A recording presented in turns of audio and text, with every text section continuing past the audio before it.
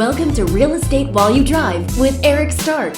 Whether walking, running, riding, driving, or flying, this podcast is for the real estate entrepreneur on the go. If you are looking for simple to consume, easy to implement real estate breakthroughs and strategies, Real Estate While You Drive will put you in the driver's seat on the fast track to success. Subscribe today and ask away. We are here to help you break through.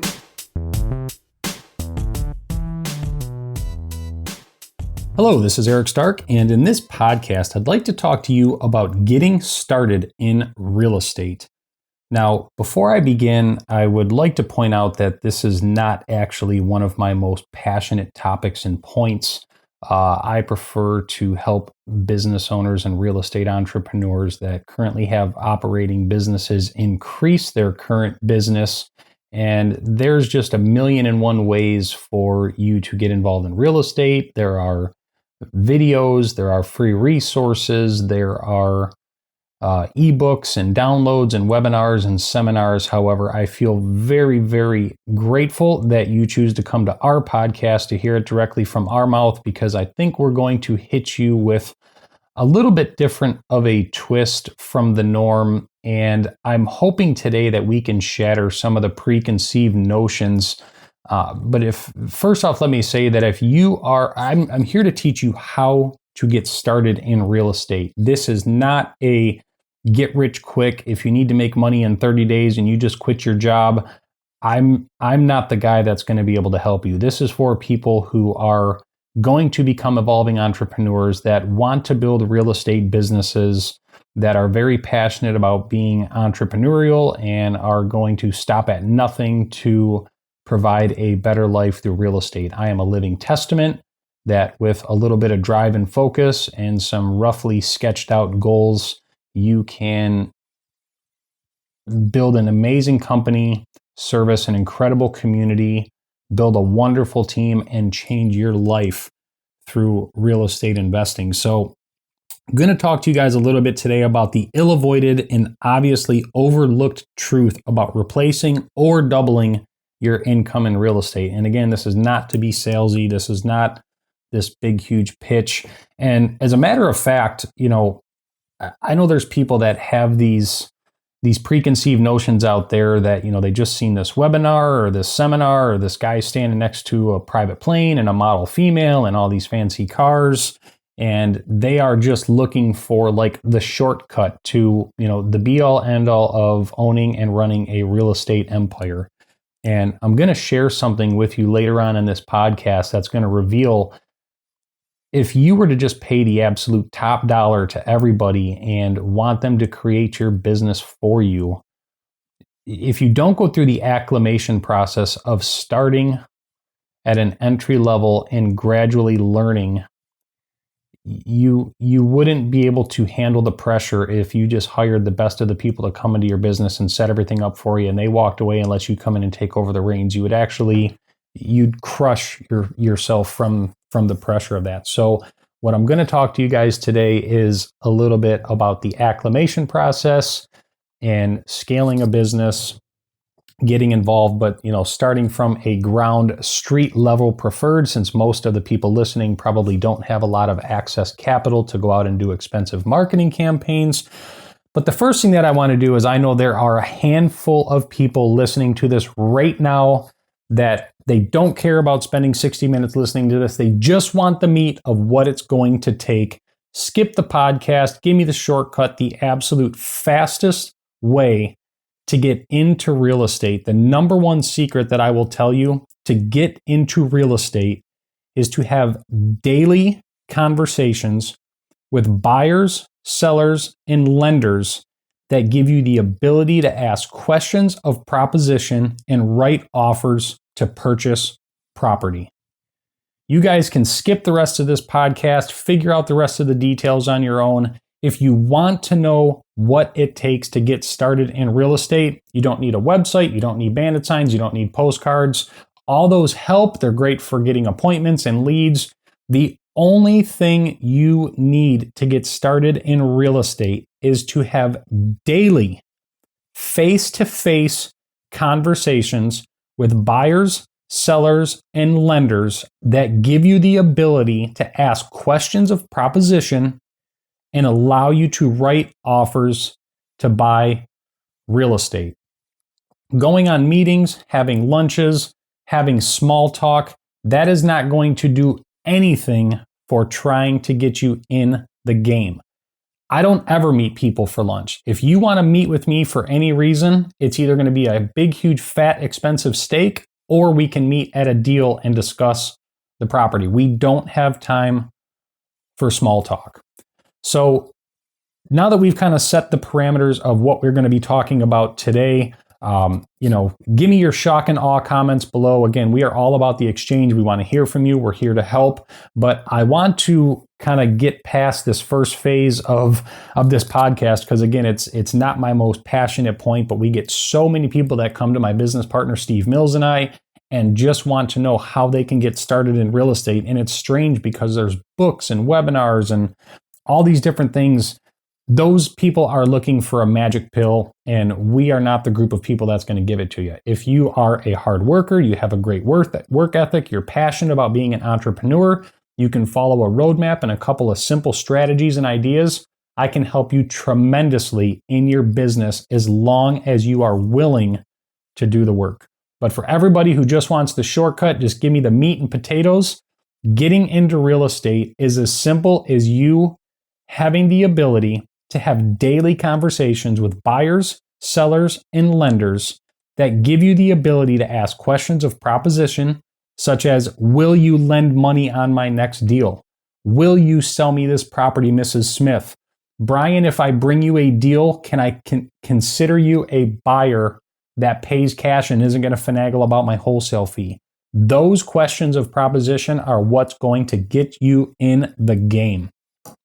So let's go ahead and get started. I got a couple of different topics. If you want to go ahead and write down those bullet points just so you can take notes as we go along. We are going to talk about the basics. We are going to talk about the fundamentals. We are going to talk about some of my personal secrets. We are going to talk about street level investing. And we are going to talk about doing some direct mail campaigns. And after that, I'm going to give you guys a little story about my first deal in the industry. I got some incredible resources that you guys can download that will help you guys pave the way to getting your first deal done. We're going to talk a little bit about acclimation and knowing how versus how to. And then lastly, we're going to follow up with some action steps. So jumping back, now that we've got the stage set, I want to talk to you guys about the basics of getting into real estate. The first thing that you have to begin doing in some form or fashion is you must begin marketing or prospecting for leads. If you have money, you can do a direct mail campaign. If you don't have money, there are tons of free resources. And the bottom line is we are all looking to fish in ponds that nobody else has access to. If you really want to be an incredible real estate investor, you really are going to have to understand marketing and lead generation and how to find properties that very, very few other people have access to. One of the key ways to do that is to find lead sources that most people just are not willing to work toward. If it's easy just to hop online and buy a list and merge it to a postcard and send it out in the mail, I promise you that's what the rest of the competition is doing. If it's difficult and you have to buy the list and it's expensive and then it's got to be researched and scrubbed and driven and all these different parameters, the harder it is to get a hold of your leads, the less competition you are going to have to worry about playing in your field. But ultimately, you have to begin marketing or prospecting for leads in some form or fashion. And again, we're going to talk a little bit later about the low cost versus the no cost. And it would be very, very wise for you to choose one farm area, one location that's relatively close to your home. So you're not spending an hour every day driving to that location to spend time or to meet with people. You want it to be relatively close to where you are, but you also want to make sure that there is some pretty healthy activity going on. I will always default and tell people to go towards the better locations rather than going towards the war zone or the landlord territories. I prefer to go after quality over quantity. So me personally, if I had my choice, I'm going to go toward the community where everybody wants to take their spouse to dinner, where everybody wants to go home, go home at the end of the day and call their personal residence. The reason is because most other investors think that these areas are out of their league. That gives me a benefit right there, because when most other people are scared to walk in the door, we excel in those kinds of situations because we've acclimated ourselves to carry those conversations with savvy property owners and be able to talk the same kind of language of people who, are not in a destitute situation where they have to sell their property and liquidate. It just carries a whole other quality of life and business when you are in an area of great demand. So find an area close to home, determine whether you're going to be doing street level investing or direct mail, if you have money or don't have money. And again, we're going to talk about that more later on. But moving on, you have to know what strategy you're going to be working on. What path are you going to be leading your sellers and buyers and lenders down when you have a conversation with them? Are you strictly going to get into assigning contracts? Do you want to be a buy and hold person? Are you going to do option agreements? Are you going to do developments? Are you going to do rehabs? You may only want storage facilities. You may not even be interested in doing single family, multifamily. You only want storage facilities. Narrowing your niche down will drastically help you focus and get your first deal, because if you're running out there trying to look for any and every opportunity, you're going to struggle because you don't have a full grasp on the direction. You're just looking to fill some holes and hopefully make some money at the end of this deal. So be a little bit stubbornly focused to say, for my first 3 deals, I just want to, assign the contract and understand the process and learn the paperwork and go through the title process and see how the seller responds and get familiar with the whole transactional part of real estate. That's perfectly fine. But you got to have a general idea of when Miss Mary contacts you and says, hey, you left a letter on my door. I am interested in selling. I've been getting letters forever and I just never called any of those people. But since you left a personal letter, you seem very sincere and genuine. What is it that you do and how can you help me sell my property, based on what you said in that letter? You got to have some form of an idea of what your strategy is going to be. And again, I would tell you guys, don't ever become a wholesaler. I would tell you guys to become a buyer, because you increase the value of your own worth, not only to your database, your sellers, your buyers, your lenders, but, my business partner and I wholesaled properties for years, and I can't tell you how many. I still get calls all the time and they're like, man, I haven't heard your name in a while. You guys have been quiet. Are you even in the industry? And it's like, yeah, we still do a handful of deals a year. The reason you don't hear from me is because we don't wholesale anymore. I'm not a wholesaler. And it's funny because those people only come around our lives when they need a deal. They're never calling us for any other reason or saying, here's a deal for you guys. Nobody ever calls us with a deal. But now that we've repositioned ourselves to be buyers of property, not wholesalers, we've totally increased our value to the marketplace, and many people have fallen off, but we don't have to worry about ever being pinched in between, buying a property today, trying to sell it tomorrow. And, for those people who wholesale properties, you know exactly what I'm talking about, that you get a property under contract on Monday. Now on Tuesday, you're scrambling to sell it. Well, while you're scrambling to sell that one, you stop doing lead generation, so you don't have any more calls coming in. It's too much of a juggle and a struggle. I would tell everybody just to become a buyer and learn how to hold on to every single property. If that doesn't seem feasible to you, I am going to give you guys a strategy toward the end of this call on how you can go ahead and start keeping some of those properties along the way. So you should also have a general idea of what your goals are. This doesn't have to be, this long, elaborate business plan. It could be as simple as saying, I want to replace my current income and give myself 10 more hours per week to spend with my family. Again, doesn't have to be crazy, but you need to have some general measurement tool to know that when you've arrived at your first success point, you can reward yourself. You can congratulate yourself. You can look back and say, wow, 8 months ago, I was standing on the sideline saying, how do I get in this business? I just wholesaled my first 3 deals, paid for my first marketing campaign, took my family on a vacation. I have a part-time assistant now that's helping me doing direct mail. And I think my next step is I'll be able to do the same amount of deals in half the amount of time. My next step is to give my 2-week notice once I complete my next 3 deals. And you basically will have seen yourself progress over time. So have a general idea of why you're choosing real estate as the vehicle to get you from where you are to where you want to be. And just write a very general goal, share it with your family, share it with your spouse, share it with your Facebook crowd, some level of accountability that will hold you up to the standard that you are giving yourself right now. And then more importantly, is tie your goal to a why. Why is it that you are doing this new venture called real estate?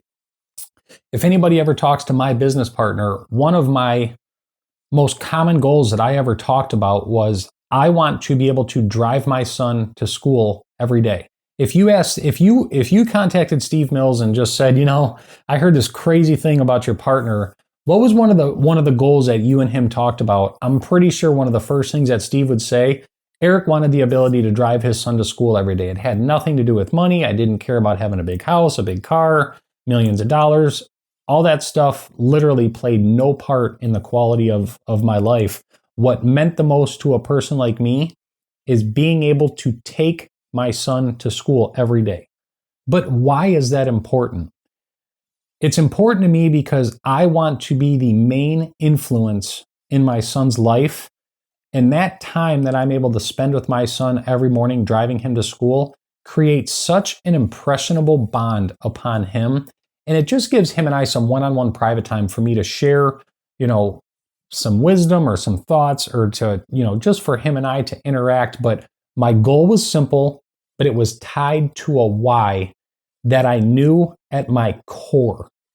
It was so important for me not to fall into because the reason that I got into real estate was so that I was already making good money before I got into real estate. Now, real estate allowed me to make great money, but it also gave me freedom of time and place.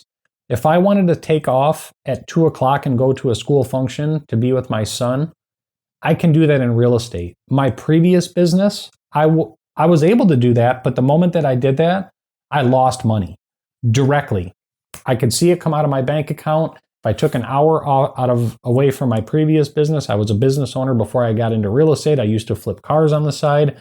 But I could tell you that if I walked away from my business for an hour or two, I could see the impact at the end of my week, and it affected my bottom line. With real estate, it's totally different. So know what your goals are, tie it to a why, live it to your core, because those expectations will help be a measuring stick for you along the way. So moving forward, let's talk a little bit about the fundamentals of getting started in real estate. So I want to talk to you guys very, very direct about questions of proposition. And in order for you guys to ask questions of proposition, you have to learn the perfect balance of building rapport, being a very, very keen and focused listener, knowing when to take certain off-ramps that can build greater rapport between you and your client. But eventually you're going to have to get back to the business side. And what I mean by all this, guys, is I've always been the first person that when a call comes in and I know the deal is hot, I get off my phone and I go meet with that person right now. I do not try to close people over the phone. It is simply just a way for me to set a face-to-face meeting with my buyer, seller, or lender so I can go sit with them face-to-face, ask some questions of proposition when the time is appropriate, and know that we are taking that property off the market or moving it into escrow either that day or within a couple days following. So the picture I want to paint for you guys is there was a gentleman, and I think you could probably Google the story of 2 chairs, and maybe you'll find it on my LinkedIn or my Active Rain account. But I remember getting a probate call from a gentleman whose, I think it was his brother who passed away, was a hoarder, never did any repairs to the house. The house was literally falling through. The The basement subfloor was literally rotted away from the toilet. So I'm not kidding. If you guys stood at the toilet and you didn't stand on the beams, you'd fall right to the trusses below, right to the headers below from the basement. And I remember walking through this property, and it was very painful for the gentleman that I was sitting with. He didn't get to know his brother very much. He reached out to him a lot. His brother rejected him, never gave him any kind of personal time. So it was very, very painful for this gentleman to have to walk through this property and see the memories and know that his whole life he tried to reach out and get him to clean up his home and clean up his act and, get some things in order. And his brother just never did it. And when he finally was really able to look into the depths of his brother's lifestyle, it was very painful for him. And I remember, I walked in the house, and I walked through in about 3 minutes because I knew it was very painful for him to be standing in there. So we went back out to the garage, pulled 2 chairs up, opened the garage door, sat in the driveway, looked at traffic, and just began having conversations about life, about, who he was, what he did, his marriage, his connection with his brother, just trying to rebuild his spirits to talk about anything and everything but the painful memories that were flashing through his mind. And eventually we got to the point to where I said, why did you call me? And he says, well, first and foremost, I did call one other person. And out of all the letters that I received, I only called you 2 because you were local, you seemed very genuine and authentic. And there's one thing that stuck out about us particularly is, number one, we answered our phone. And number 2, when he's like, now that I'm meeting you, your whole demeanor is different than the previous gentleman who was already here. The guy walked through the property, and all he did was comment over and over and over about how bad this place was, what it's going to take to repair it, how nasty and filthy the person must have. Like, he had absolutely no regard for my feelings, my emotions, the fact that this was my brother's home that I have memories with. And all of this led up to a 2-hour time frame of him and I talking about everything from cars to restoration to the dream cruise to his wife, his spouse, his favorite place to have dinner, which I try to extract out of everybody because I know if we buy their property, we're going to give them a nice gift card for them and their spouse to have a great dinner at the end of this transaction. And after about 2 hours, I looked him right in the face and I says, will you sell me your property today? And he said, I think we're on the right track. What kind of number do you have in mind? And he says, before you spit out your number, he said, I want to let you know I wrote a number on a sheet of paper, but I want you to look at the appraisal first. And the gentleman handed me an appraisal that said the property was worth somewhere around like $25,000 the way it sat. I mean, it's in really bad condition. When it was fixed up, it was like a 134.9 house. And he hands me the appraisal, says it's 25 grand. And I says, we're not far off. My number is a little bit lower than this. However, we're not far off. So he says, well, tell me what your number is. And I said, my number is $18,000. And he turned over the sheet of paper that he had in his hand and he had wrote down 17.5. And I just asked it, as soon as it all connected in my brain, I didn't wait for the moment of silence to be broken. I said, so it looks like we have a deal then. So I just affirmed to him with a question of proposition that we are going to be doing this deal together. He stuck out his hand, shook my hand. I went back and formulated put the agreement together, sent it over to him. We moved the deal in escrow. And from that day forward, we became very, very good friends. Now, there's a lot of things that go into being able to ask questions of proposition with confidence. It takes market knowledge, it takes people skills, it takes rehab understanding. And when you are just simply looking to wholesale or assign a property, you lack the confidence of having the ability to close and maneuver and rehab and add value. You're caught between the pinch of I hope my number's right and there's enough margin for me to make a profit, and that the rehabber that I send over here doesn't come in at a lower price. There's just so much uncertainty that isn't able to be accomplished when you're constantly pinched between wholesaling contracts, don't have the ability to close and perform. So again, that's why I want to tell everybody, like, choose to excel. Be at the top of your game. Don't come into this scared and try to just be a wholesaler and a signer, because you are cutting your own throat, which you will learn, throughout the other podcasts that you listen to. You are cutting your own throat when you choose to go down the path of being a wholesaler your whole life. I have several case studies that showed how I could have made $10,000 or $12,000 assigning this property, but since we did it strategically and moved collateral and shifted things around for a while, we made $80,000 instead. These are not fudge numbers. There are real life case studies you can find on our websites right here on the Real Estate While You Drive that show how we positioned ourselves or repositioned ourselves as buyers in our community, not just people who are going to assign the contracts. Moving on to the next phase of fundamentals, I must tell you guys that you have to get in the habit of writing offers. I was on stage at a convention a couple years back speaking with a good friend of mine, Mike Cantu, who is a underground badass in the California market that has bought well over 2,500 properties in his past 20 years and as an investor.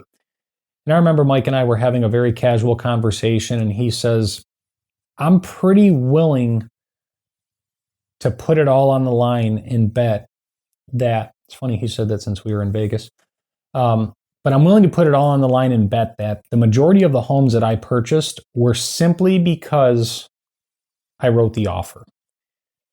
So many times I hear this from sellers of properties is that, well, I have a realtor, I have another investor coming to look at it. Oh, I've already taken an offer. Well, we're just going to keep the property. You know what? I'm just going to rent it out to one of my family members.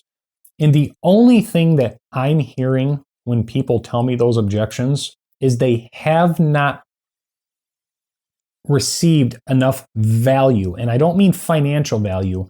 They haven't received enough seller benefits and relief and understanding of the situation for them to say yes yet. When somebody says that, oh, we're hiring a realtor, I'm just like, oh, great. Now you're really in for a problem, because professionals are some of the most unprofessional. And, again, for whatever reason, I want you to get in the habit of writing offers in every situation.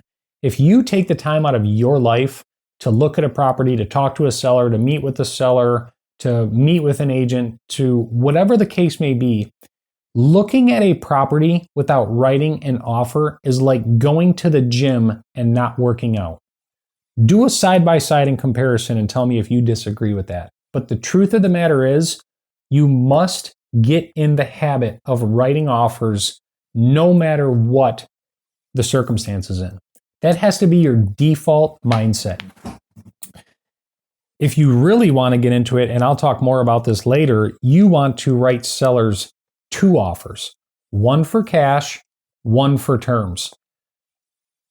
We've developed a new program inside of our business that strictly caters to people that want to sell their properties on term offers, because one of the most common objections we were getting when sellers were telling us this is that we don't really want to sell, but for the right price we would. However, we just don't want to lose our income. So now we have a program that shows them how to lock in the equity of today's market and bleed that out over the next 5, 10, 15, 20 years in the form of a monthly secured interest income that they can receive for years to come. They just don't have to deal with taxes, tenants, toilets, or any of that no more. We deal with all of that and mail them an interest secured payment every month, just because that objection was becoming so common. And we're like, we're losing a lot of our leads because these people don't want to sell. But what if we could put a solution in place that allowed us to take them to the next step of engaging in that conversation? So you have to learn how to ask questions of proposition. You have to learn how to write offers. And There are several podcasts on here that teach you guys how to write offers and structure deals, but I would advise you guys to turn your head against anything that is being told to you mainstream. That MAO formula of 60% minus repairs, whatever it is that they use to quantify offers today, I can tell you personally, for me, it doesn't work. We go on a lot of appointments, and if you were to try to buy properties in today's market at that formula, you are going to get crushed by guys like Steve and I day in and day out, because we are writing very structured, strategic, educated offers that sellers understand, and we walk them through the process of understanding how we're operating, how we came up with that number, and just teaching them the whole process versus most people that just say, hire an agent, write 500 offers a month, and go sit by the beach and do what you got to do. Good luck with that, guys. So I'd like to move on and talk to you guys a little bit about some of my personal secrets, and these are going to kind of dance around a little bit. But some of the most passionate points that I frequently talk about with a lot of our students is when you're generating leads in your business, I'm amazed at how many conversations I have with investors that tell me how often they throw away leads or return mailers, or they're just not maximizing their efforts. And I'd like to share with you guys a couple of statistics that will absolutely blow your mind when it comes to not only direct mail, but in just having everyday conversations with some of your lead sources. And this is a study done by the Sales and Marketing Executives International, revealed some pretty interesting statistics. The numbers of deals derived from direct mail campaigns are something like this. After the first contact, you should generally expect about a 2% response rate. The second contact should get you somewhere around a 4%. The third contact should get you somewhere around a 6%. The fourth contact somewhere around 10%. And after the fifth contact, you should expect somewhere around an 81% response rate. A 71% increase after the fourth mailing.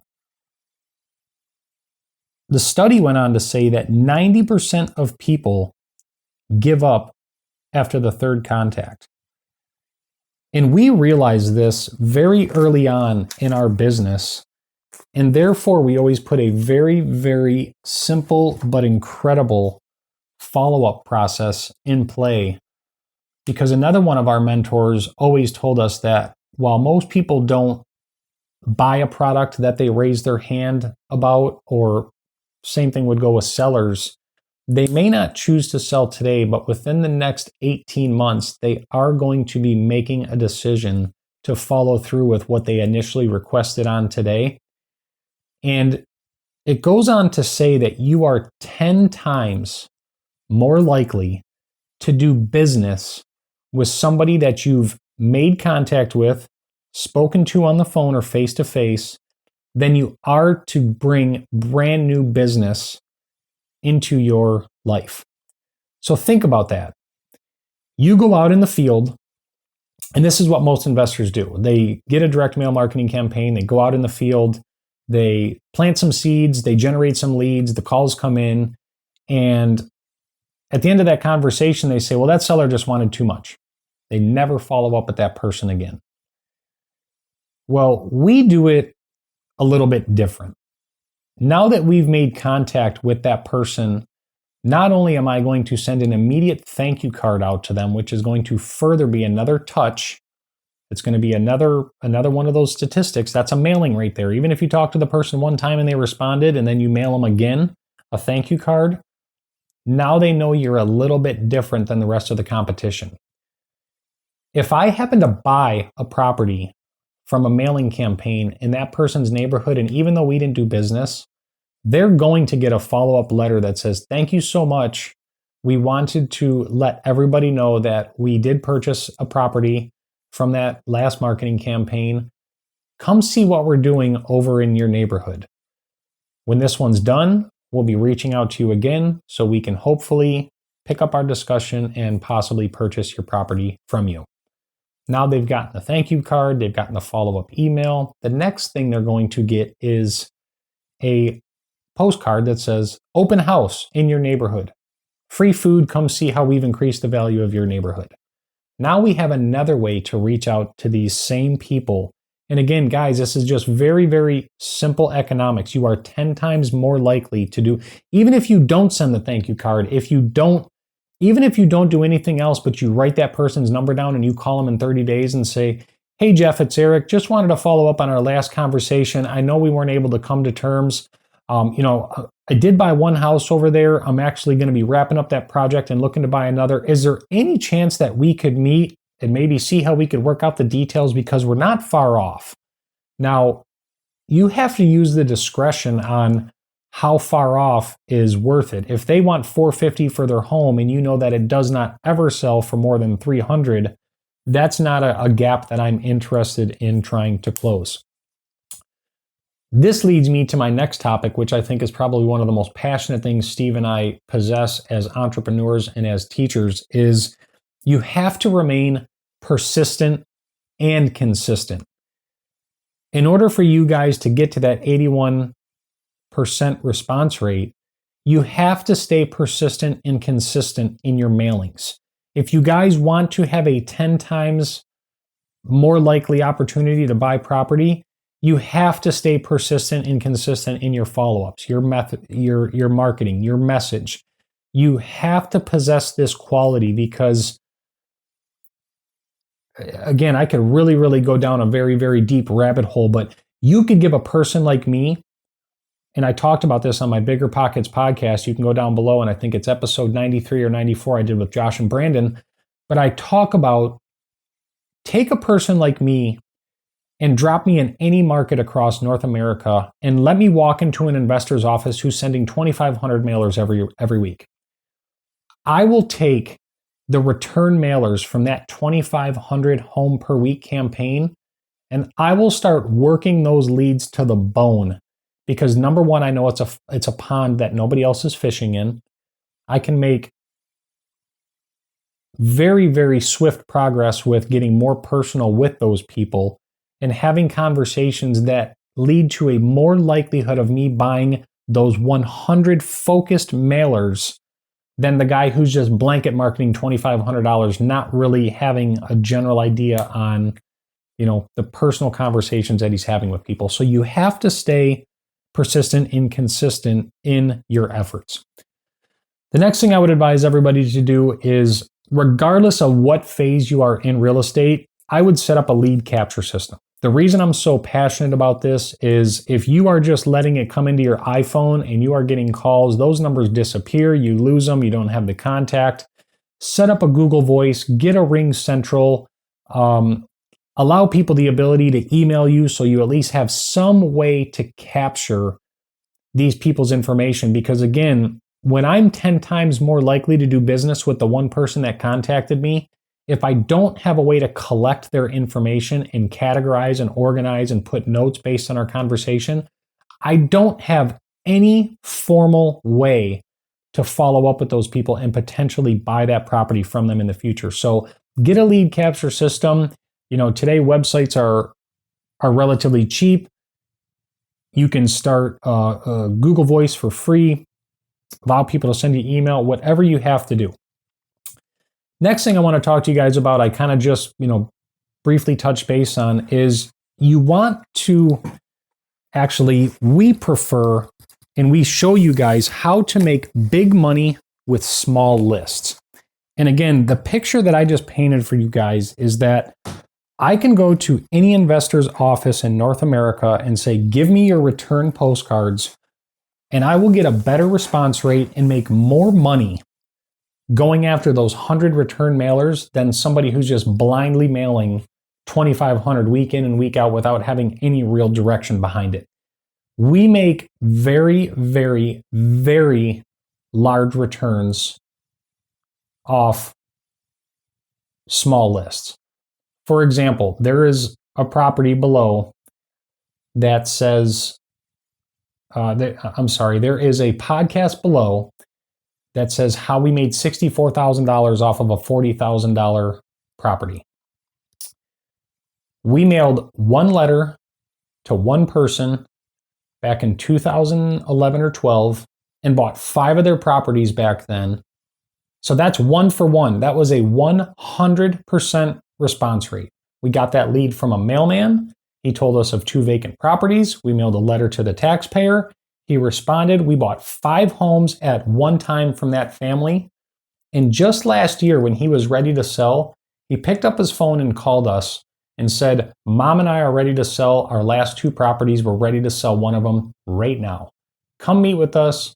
Give us your number. Let's do the deal because we want to get to Florida. We got that property under contract for $40,000, sold it for $105,000, and made $64,000 off of that deal. And that is absolute proof of making big money with small, focused lists. I'm an advocate of it. There are resources below. We can show you guys how to hyper focus your list so you don't have to suffer, spending thousands of dollars on monthly marketing campaigns. Going right on and talking further with the subject, I'm a very, very passionate person that talks a lot about going deep, not wide.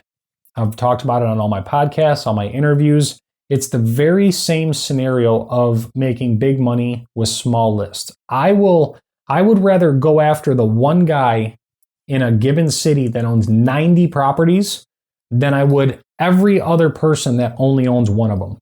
Give me the people that own 2, 3, 4, 5 properties, and I would much rather go after them way harder because my probability, the likelihood of me doing a deal with a guy that owns 90 properties is, I don't know what the statistics figure out to be, but I am way more likely to buy one property or several properties or all the properties from the guy that owns 90 than I am the mom and pop that back in college, she bought her home. Back in college, he bought his home. Then they met each other, got married, and just figured they would move into his home because it was bigger so they could start a family and just rented out her home. And they were just what we call accidental landlords. We want to go deep, not wide, and cast our nets and go after the people that are most likely, most probable to do the most business with us in the immediate and the distant future. And one of my personal secrets, guys, is there's nothing wrong with assignments, but don't make it your business model. Make it one of your last resorts. You don't want to be the person that is just known as the wholesaler. You're going to piss sellers off. As somebody who's getting in and really getting into the street level, if there's one thing that I love about wholesalers, they are some of the first people in the door at absolute rock bottom pricing. I don't understand why they cut their own financial future's throat for a $5,000 or a $10,000 payday because you've already bought that property below what the other market would still consider a very, very good deal. Maybe instead of going and having, again, there's multiple different ways to structure these deals, but instead of going to your buyer and saying, yeah, just give me $5,000 to step aside, you say, no, you give me $5,000 as a down payment and I'll work out some kind of agreement with you to make you an equity partner or pay you on your money or give you some monthly cash flow, however you want to get creative. But wholesale properties as a last resort, not a business model. So moving forward, I want to talk to you guys about street level investing, which is my favorite form of investing. I'm the guy that will be out on the streets, walking, talking, biking, meeting neighbors, talking to realtors, calling bandit signs, leaving notes indoors, writing letters and dropping them in the mail. I love street level investing. So I advise everybody, if you don't have a lot of money and you're going to be investing in the streets, there are some resources below in this podcast that go right along with how to, number one, get started in real estate. There's a couple podcasts below that will help you guys do that on a very, very slim budget, how to get started in real estate for less than $100. But there's also a book, How to Buy Your First Real Estate Property, that we have that shows you guys how to get in the streets on a foot level and begin generating leads and planting seeds that other people just are not willing to do. First and foremost, you guys got to choose an A-plus location.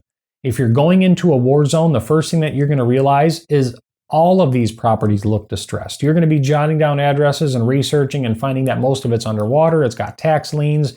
They got all kinds of funny scenarios. But when you go to an A-plus location and you find a handful of properties, you're really learning the fundamentals of how to make big money with small lists and go very deep, not wide.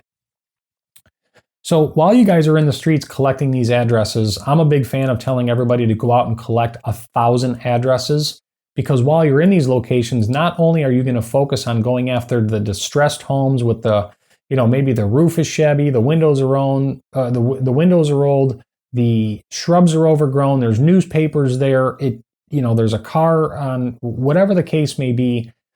When in doubt, mail it out. That's my philosophy. But not only do you guys want to be going after the distressed properties, you also want to take note of the gorgeous properties, because the gorgeous ones is what's going to allow you guys to eventually stop flipping and wholesaling properties for a living. As a wholesaler, you're only as good as your last month.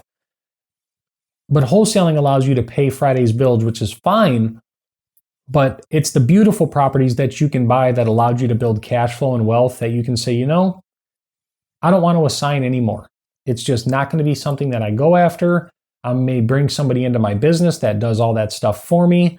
But now that you have options because you've strategically leveraged the ability to buy beautiful properties that everybody wants to own and you're cash flowing, you are building wealth at the same time, eventually working your way out of what you were doing your last month as a wholesaler. From a street level perspective, you have to become very, very good at planting seeds. And that means turning up everything. Talking to neighbors, talking to dog walkers, talking to mailmen, talking to the Chamber of Commerce, going to the same coffee shop, getting to know these people by name, letting them know what you do, leaving letters on the door, mailing the taxpayer, dropping door hangers, whatever the case may be. Again, you don't have to go spend money on marketing materials. For me, you can give me 100 envelopes, 100 stamps, a yellow pad of paper, and a multicolored pen.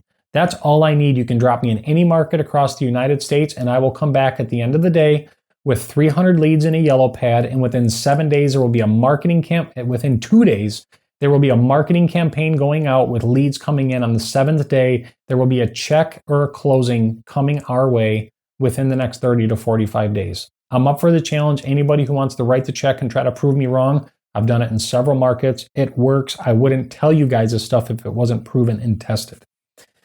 You gotta plant seeds. You gotta mail letters. You gotta leave notes on the door. If you really want to get savvy and creative, snap a photo of this ugly property or snap a selfie with you in it and mail a photo of that property to somebody with just the question, will you sell me this property? And that's it. When they open the letter, that's all they get. A photo of their distressed house with a selfie with you in it. Will you sell me this property? It's that simple, guys. More importantly, just like the lead capture I talked about before, you want to be able to track your activity. If you had a great conversation with Mary Smith, who's lived next to John, who nobody can seem to get a hold of, and the guy just refuses to clean up his property, Mary Smith is an advocate for a person like us because we're here to revitalize the community and help take care of things. You want to jot Mary's information down because Mary should be a person getting a thank you card or a Starbucks or a coffee. Next time you're out driving around, Mary Smith is like a bird dog for you inside of your industry. But if you're not tracking the activity and following up with it frequently, you're losing future opportunity because you just talked to a person who's 10 times more likely to bring you a lead or a deal or some kind of conversation that leads to dollar producing activity that you're just going to throw away and disregard as not being important because she didn't give anything to you right now. Track the activity, make sure you follow up with it frequently as possible. Get in the habit of collecting 1,000 addresses. Again, I could tell people go after 100, but you're going to realize you can collect 100 addresses if you're very, very swift. You can do that in a half a day. Go after 1,000 addresses. You don't have to do it today. You don't have to do it this weekend. Give yourself a month or 2 months. But go, if you really want to shoot for the moon, go after 10,000 addresses. But I'm a big fan of small lists, going deep, not wide. 1,000 addresses is a very, very healthy number to start with. And you want to try to shoot for somewhere around, 750 of them to be distressed and 250 of them to be beautiful. Because the distressed ones are what allows you to build capital, build resources, build a business, develop systems and put them in play. But it's the 250 that are going to allow you to create your wealth account. You're going to have to eventually create your own unique, excellent marketing piece. I can tell you that if it's downloaded off of a forum or comes from a home study course, that's the same thing that everybody else is mailing. It's not really going to do you a lot of good. Find something that is unique. Unique. It's you. This is not somebody else's writing. When they open that letter and pick up the phone, the same person that picks up the phone is going to be the same language spoken in that letter. If it's anything other than that, I promise you guys, you are going to lose your conversions of getting that face-to-face meeting. I see so many letters that were written by other people, and then, I get these letters all the time sent to me for people to buy our properties, and I'm probably the one investor that actually sits down and calls those people once a month. And I'm just so astounded when I get this, nicely well-crafted letter, and I pick up this phone, and on the other end, somebody's like, "Hello." And I'm like, man, that doesn't sound like somebody that I'm interested in selling my house to. So when you call me and I answer my phone, "Hello, my name is Eric Stark. Thank you for calling me today. How can I help you?" It's just very non-invasive. It's very formal. It's very professional. It's neutral. But when you pick up the phone and you just sound like you're like mad at the world, it's not the same language as the person who was all happy and geary and cheery and giddy and can solve all my problems for my real estate. You're gonna have to create a unique, excellent marketing piece. And again, it's gonna take you guys some time. I could write you one, it wouldn't do you any good. I could give you mine, it wouldn't do you any good. I already talked about having a lead capture source. It's very, very crucial, but make sure that you have some form of lead capture inside of your business. Moving on to talk about direct mail. If you do have the money to go out and spend money on some direct mail campaigns, I would tell you guys to decide. Don't choose. I want you guys to decide. The reason I say decide is because you guys have to work a strategy and not chase opportunities all over the map. I see investors come to us all the time, and today they're doing REOs, tomorrow it's short sales, the next day it's probate, the next day it's FSBOs, the next day they're depending on their realtor for all their leads.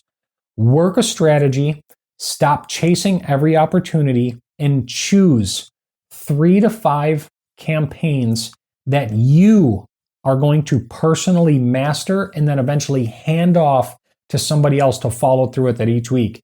If probates is going to be one of them, you should be the person that goes down to the county courthouse, goes through the process, through the records, writes a system, gets the letter developed, understand how the mail merge works, what days they go out, when the follow-ups come out, where those people are calling to, what happens if they respond, what happens if they don't respond. You have to be the person that's putting this process in play so you know every single variable that could go right or wrong. And then you're going to bring somebody else into your business. I don't care if it's a younger brother, mother, sister, father, spouse, uncle, anybody who needs some form of, whatever agreement you can work out for compensation for this, because it's going to be, something you're going to be paying people to do. Make sure you understand the process and have mastered it and know the variables and the ins and outs before you bring that person. Because if you just say, "Hey, I want to mail probates, go figure this out," you're not going to get the results you want. Nobody cares about your results like you will. Make sure that you are choosing 3 to 5 strategies. And I'll tell you guys, our best marketing campaigns, and again, you can go on a webinar tonight and hear somebody else's marketing campaigns that are killing it for them. Don't do it just because I say this is what's working for me. The reason that it's working for me is because I'm working these strategies to the bone.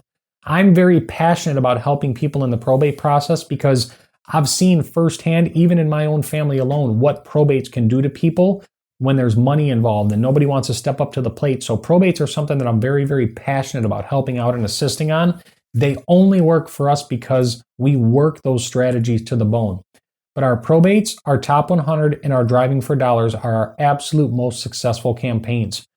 The reason why is not because it is what it is. It's because we are working these strategies day and night, nonstop, always perfecting our process, checking our responses, tweaking our letters, learning, gathering swipe files from our competition. We are working these things to the bone.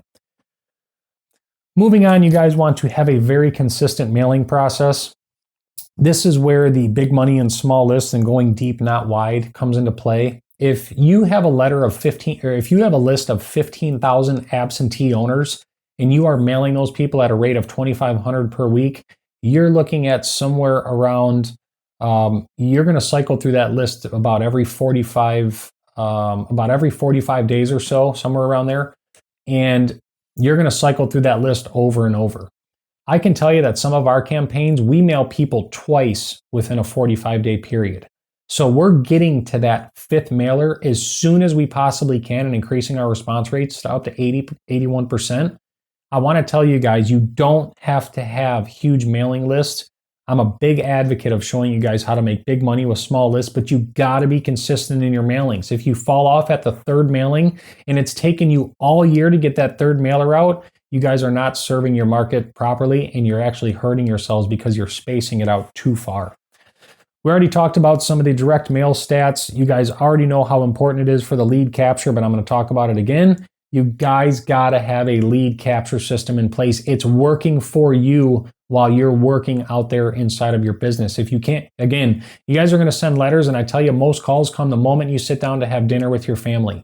When you have a lead capture in place, you have a message that's letting people know of who you are, how you help, what you do. Instead of you being the person to pick up your phone call and walk people through that process, send them to an automated pre-recorded message if you want to. I prefer to take a lot of my calls live, but I can't always be there. So when Eric's not there, the next best thing is in place. My representative. It's me on the voicemail, me telling people I'm thankful for the opportunity, the information that I must have. I'm buying several properties in the neighborhood. There are references available. Everybody is going to get to know everything about me in a nutshell if I'm not there to pick it up and give it to them in person. Lastly, I want to talk about market controls. Market controls are what I talked about when we were getting so many objections from sellers who they were interested in selling, but they just didn't want to lose their income. We put a market control in place that answers those questions and educates those people on that process. Without those market controls, we would lose a whole segment of that market because so many people are saying, well, I just don't want to lose my income. Well, let us show you how you can actually increase your income and grow your wealth, have the security of a mortgage-backed income coming in every month. But without that market control, it simply would not happen. Moving on, I'd like to share a little bit about my first deal with you guys. So back in January, actually it was January 11th, 2006, the day that my son was born, I was part owner in an automotive detail shop. I was working from like 5:30 a.m. till 6 p.m. every day. And I had taken a couple days off to be with my wife in the hospital. And part of it was just killing me inside because I'm like, man, without me being there, I know money's slipping out the door. It's that date that I sat down and created some goals to make this real estate happen. I made the decision that real estate is going to be my avenue for getting me from where I was to where I wanted to be, and it's proven so. I look at my goals. I've shattered every single one of those things. Now that I look back, I wish I would have been far more specific. If success is getting what you want, happiness is wanting what you get, I am living proof that whatever you guys decide on and move forward and follow the action steps that I give you, it's gonna happen. Statistically, it's not possible not to happen. So be a little bit focused on your guys' goals, but it took me a full 18 months to make my first dollar after making the decision that I was going to do real estate. If you guys think that I was the person that kept the faith and stayed strong and didn't have moments of doubt, I was a doubting Thomas most of that way. And I'm so blessed to have a business partner that kept pushing me and teaching me and coaching me. And, I was still juggling, my detail shop and flipping cars on the side. So I would get up at 5:30 a.m., go to the detail shop, work till 2. Then from 2 to 8, I would go into the real estate business. And at the end of it, I'm like, man, I got into real estate so I could have more time. The only thing I've been doing is spinning my wheels, taking more time away from my family. I'm missing the golden moments of my son's grow-up life.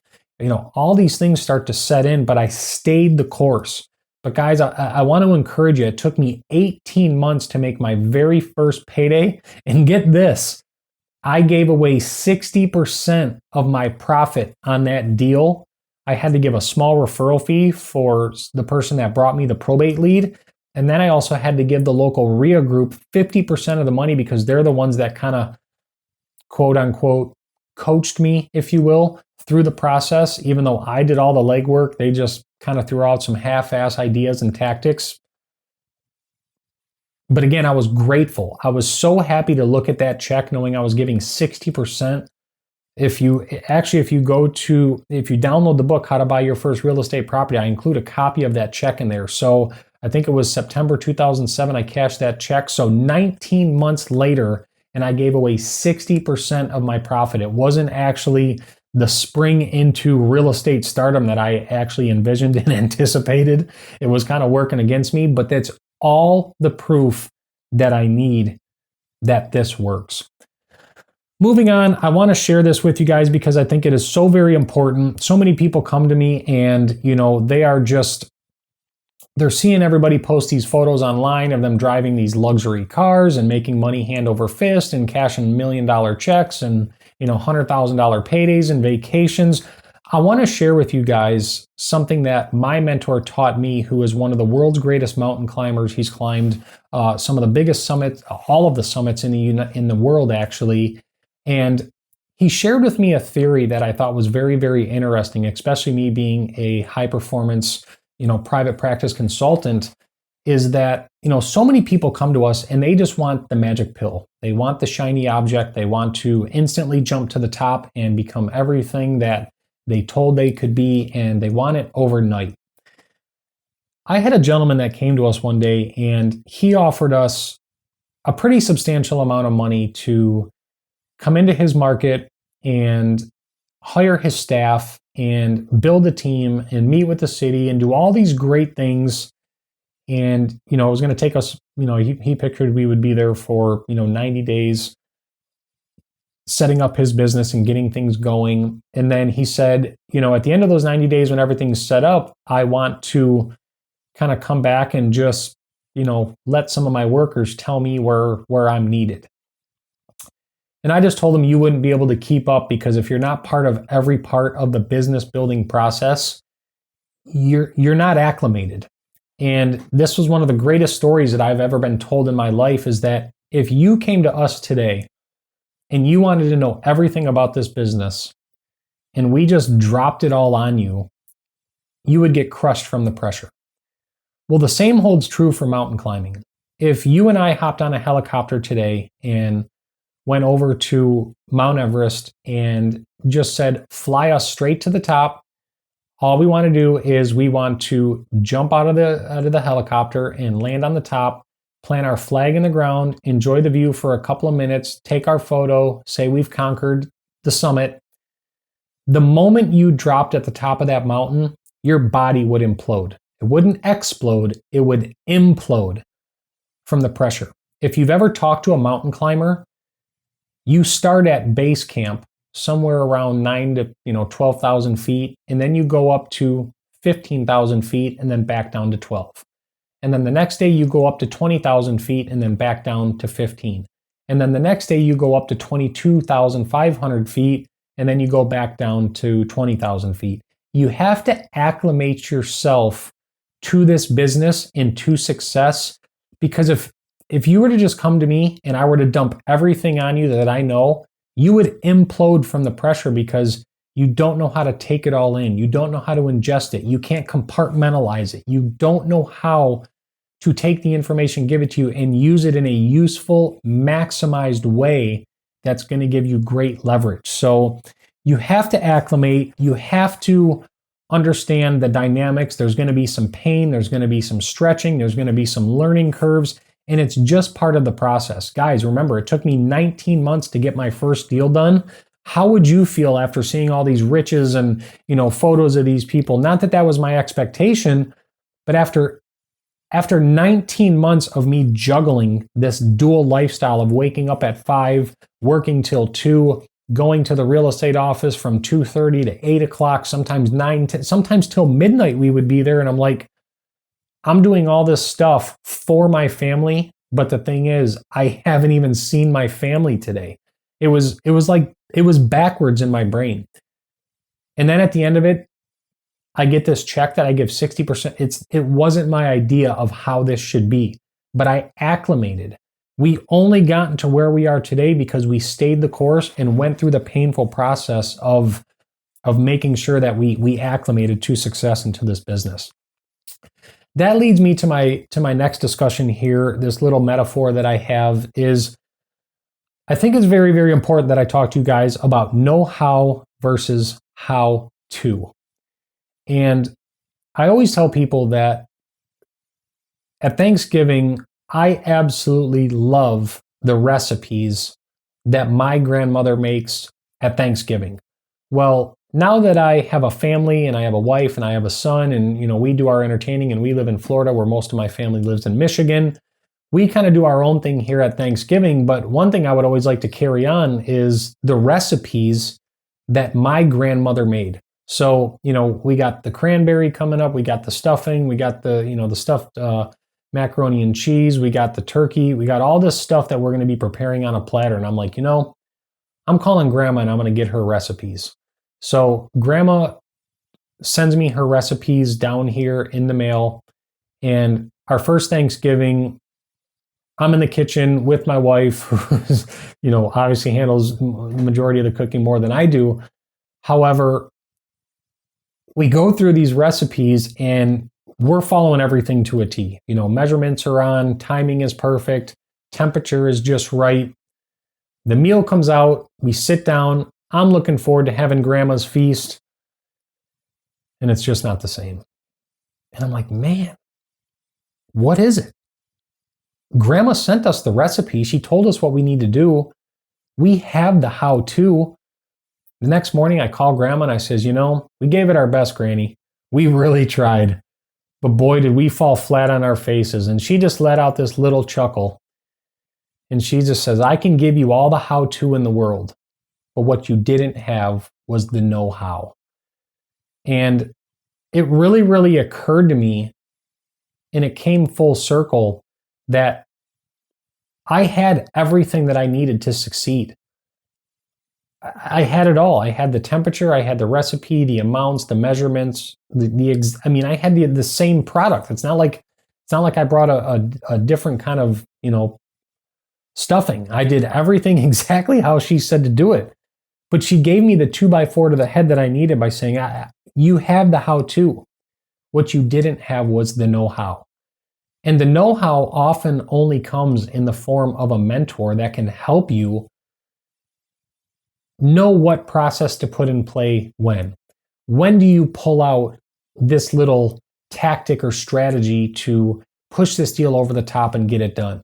You can watch all the videos, listen to this podcast over and over, but until you get in the game and start having real life give you the feedback that you need, you're not going to possess the know-how that you need to do these deals. Again, you guys have all the know-how. There's a page below you filled with all the resources and the processes and the documents and the how-to and the what-ifs and the who, when, where, what, why, and how of doing a real estate transaction.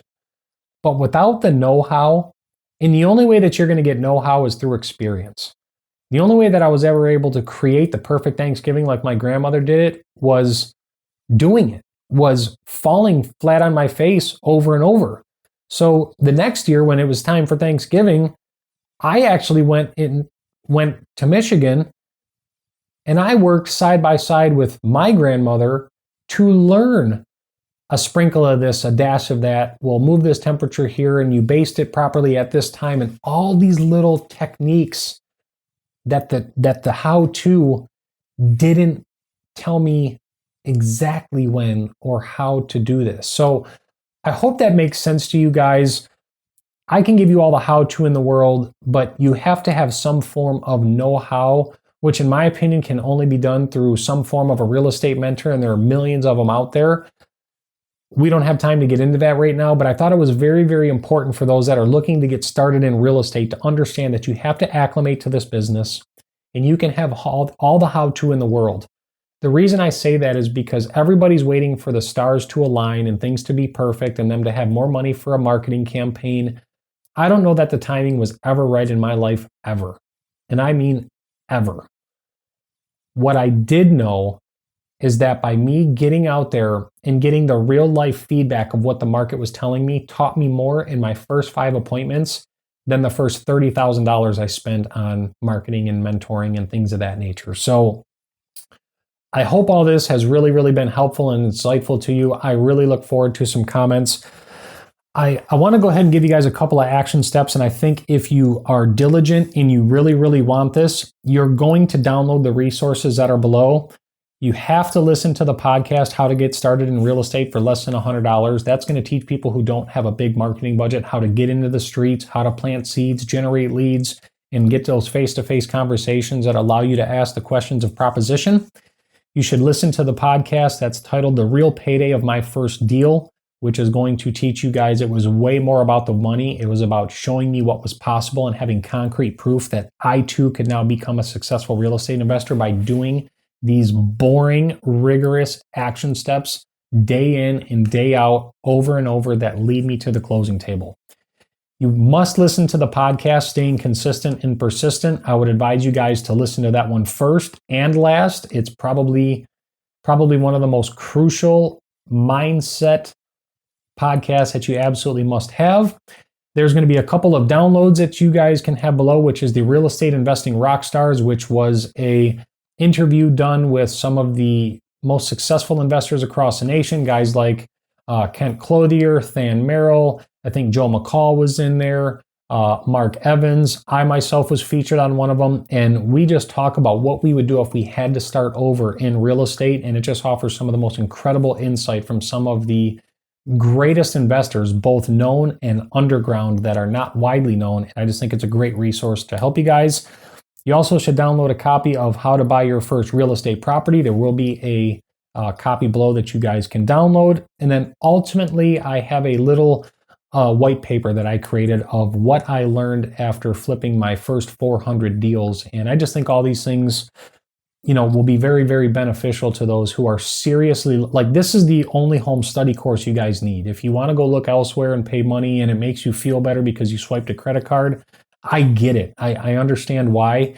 But you guys have actually, I told you everything you needed to know within the first 10 minutes of this podcast of what it takes or what you can do to get started in real estate. The rest of this stuff, don't let it create a barrier between you and getting involved. You don't need to set up an LLC. You don't have to have a corporation. You don't need 500 bandit signs and a direct mail. You don't need that stuff, guys. You need one person that's willing to have a conversation and sell your property at a fair market price that you can either buy and keep as a long-term hold property or assign somebody else for fast cash or rehab it or option it. The options are truly endless. But you guys have to go through some of the steps that I talked about for, knowing if you're going to be, where you're going to be marketing or prospecting, knowing the strategy, having an idea, learning questions of proposition, writing offers.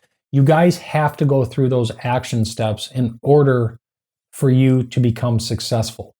Nobody's going to do the work for you. No webinar has a true push button system that deposits checks in your bank account. Guys, if it was possible, I would be the first person signing up for it. Matter of fact, I go to so many people. I'm the one jerk that emails people that says you can buy my turnkey push button real estate system that does the work for you for $9.97 today.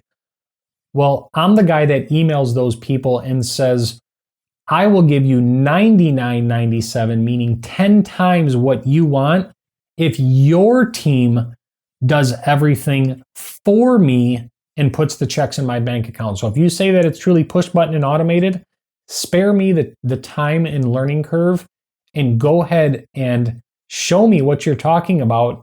Here's $10,000 up front when you were only asking for $1,000.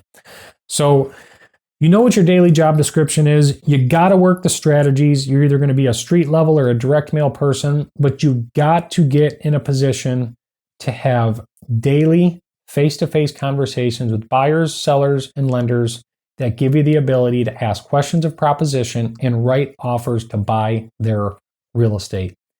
Guys, I want to thank you so much for spending the last hour and 15 minutes with me. I know you could be doing way many other things. Do me a huge favor and share this with the rest of the world if you think it was highly valuable to you. If there's somebody that you know who just really needs to hear this message and this content and is really looking for a way out, do me a favor, share it with the rest of the world. Leave your comments below. You can follow us all on social media. You can leave your comments below. We are here to help you guys break through to either doing your first deal or getting you to the next phase of your business if this is just a refresher for you. But thank you guys so much for spending some time with me. There are some great resources. There's other ways that you guys can get involved with us to where we can help you guys grow, put controls in your business, learn how to make big money with small lists, set up lead capture systems, collecting your 1,000 addresses, and just continue to acclimate you guys to become successful in this business. And most importantly, become the know-how that works side by side while you learn the how-to. So thank you guys so much. I appreciate you guys spending some time with me. Have an awesome day. Share this message, leave the comments below, and I'll see you guys on the next podcast. Hey, podcast listeners. It's Eric Stark from the Real Estate While You Drive podcast and the Faceless Leaders Group. If you've been listening to the show, you know that we've been testing a few big ideas at the Faceless Leaders Group for the last year or so. After nearly a year of development, planning, and waiting for the perfect economic climate, we are finally ready to launch one of the most ambitious and powerful initiatives in our group's development history. Go to ericsfreebook.com and you will learn directly from the real-life experiences of Eric Stark and Steve Mills and follow along on this incredible new venture. You will also learn about how to invest using your time instead of your cash, how to turn mistakes into opportunities, how to invest for value, and most importantly, how to make investments that build wealth instead of always going for the quick buck. And Eric's free book is not just for beginners. Even the most experienced real estate investors can capitalize with these strategies. When you learn and understand the real meaning of street-level investing and how to reposition opportunities, it adds tremendous horsepower to the deals you see each and every day that most investors simply pass up on. Quit guessing at how the market may fluctuate or how the pros make money in real estate. Learn from the real experiences and mistakes of the people who are successfully making money today in the real estate industry. In uncertain times, take control of your financial future. Go to ericsfreebook.com and download your very own copy today. This is only being promoted for a very limited time, so go to ericsfreebook.com. There is nothing to buy, just value-based, client-focused information to help you get started or even help you in your current real estate business. With extensive knowledge on wholesaling, rehabbing, building, zoning, owner financing, how to deal with probates, for sale by owners, tired landlords, portfolios, realtors, and most importantly, how to become a street-level investor who finds deals nobody else has access to, you are sure to pick up a few golden nuggets that you can implement in your business as early as today.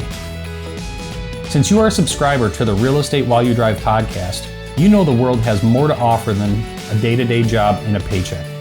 It's time to stop making other people rich and relying on outdated information. We have a solution for you, and along with an offer that you cannot pass up. For listeners of the show and subscribers to the podcast, Eric is offering a one-on-one strategy session that will allow you to plan, improve, and take control of your financial future. Just go to realestatewhileyouDrive.com, subscribe to us on iTunes, and click Book a Strategy Session, where you will learn real opportunities specific for your personal situation and use the same thought process Eric and Steve have used for nearly a decade to earn millions of dollars through real estate investing. Thank you for listening to Real Estate While You Drive. We look forward to having you on our upcoming podcast.